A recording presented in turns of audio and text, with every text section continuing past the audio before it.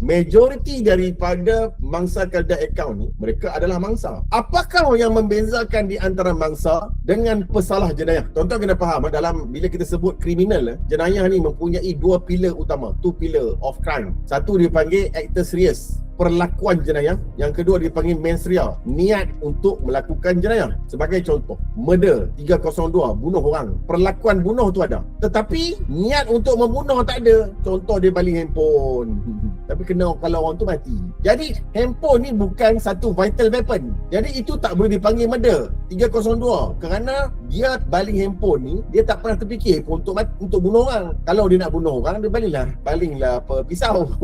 Bila tak ada niat, kes itu dapat digugurkan disebabkan tidak ada niat. Tambahan pula tengok motif. Sebab itu dalam jenayah ni, dia ada dua komponen utama. Sama ada perlakuan jenayah, nombor dua niat untuk melakukan jenayah. Kita balik dalam kes Kalda account. Dalam kes Kalda account, kena tengok, adakah dia bagi akaun bank ni dengan niat untuk menipu, atau dia pun bagi akaun ni kerana dia pun kena tipu. Tetapi masalahnya tuan-tuan, isu yang pertama, kebanyakan dalam siasatan, pihak pendakwa raya akan always meminta kepada agensi siasatan untuk mencari elemen-elemen membuktikan bahawa wujudnya niat perlakuan jenayah tersebut. Tapi dalam kes Kalda account ni, seolah-olah niat tu dah irrelevant. Sebagai contoh, ada orang tu dia bagi kad, tiba-tiba dia bagi kad tu, dia sedar bahawa dia kena tipu. Apa dia pergi buat laporan polis, ataupun dia call bank, minta bank untuk freezekan akaun dia. Tapi sebelum dia ke freeze tu, dah ada 3-4 transaction. Soalan dia, adakah perbuatan ataupun niat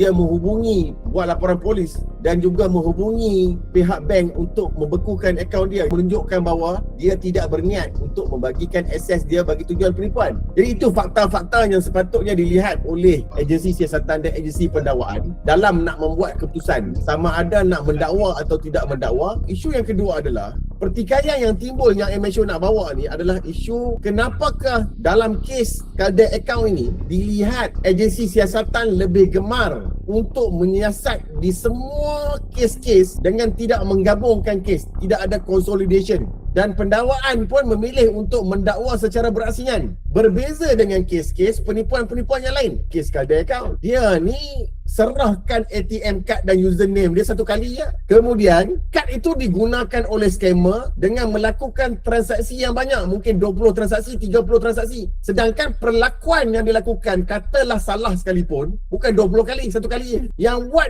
20 kali transaksi itu bukannya pemilik Kalda account, suspek penipuan. Dan apabila ada 20 report, yang kena siasat bukannya yang scammer tu, walaupun pemilik Kalda account telah membuat laporan awal.